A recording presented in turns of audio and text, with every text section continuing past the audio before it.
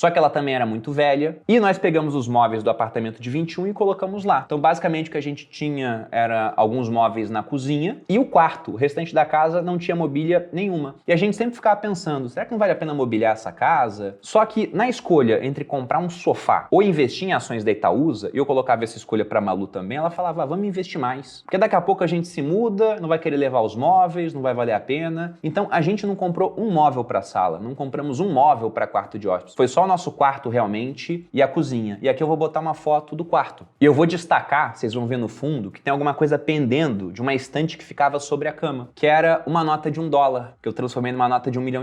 Era a primeira coisa que eu via quando eu acordava e a última que eu via quando ia dormir, pra me lembrar da minha meta. Que nessa altura do campeonato já não era mais 1 milhão com 30 anos. Não que essa não seja uma marca importante, mas eu já entendia muito mais o que era o efeito da inflação ao longo do tempo. Então eu sabia que 1 milhão quando eu tivesse 30 anos não seria a mesma coisa de 1 milhão quando eu tinha 20. Então havia mudado a minha meta. Minha meta passou a ser ter um patrimônio investido do qual, através dos rendimentos, eu possa viver porque eles são, no mínimo, iguais ao meu custo de vida, que era mais ou menos o que eu ganhava líquido do exército, menos os 30% que eu investia mensalmente. E nesse período, estamos falando aí em torno de 2015, eu não tenho muito controle de quanto era o rendimento da minha carteira, porque eu não fazia um controle tão forte assim, eu passava o dia trabalhando e investia com o tempo que sobrava, então eu vou ficar devendo rentabilidade histórica, esse tipo de coisa, que eu tenho controle hoje em dia, graças a aplicativos como, por exemplo, o MyProfit, que eu mostro para vocês sempre. Agora, lá de trás eu não tenho isso escriturado, mas eu já estava aí com mais ou menos uns 300 mil, 300 e poucos mil investidos, que durante algum tempo tiveram um rendimento interessante, mas não tanto quanto aquilo que começou a acontecer a partir de 2015, porque ainda antes do impeachment da presidente Dilma Rousseff, já começaram a falar que aquilo iria acontecer, e o mercado se adianta, ele começou a reagir. E aí você teve grandes rentabilidades acontecendo, com a bolsa se recuperando, com títulos públicos sofrendo queda de juros, isso ainda antes da taxa Selic começar a cair. Então a gente entrou numa era onde os rendimentos que eu havia feito, principalmente em renda variável, que tinham ali um resultado mais ou menos, eles começaram a render muito bem. Então, se por exemplo, eu tinha comprado Itaúsa, que era a ação que eu tinha mais tempo na minha carteira, por R$6 ela pagava, um exemplo hipotético, 60 centavos de dividendo no ano, eu ganhava 10%.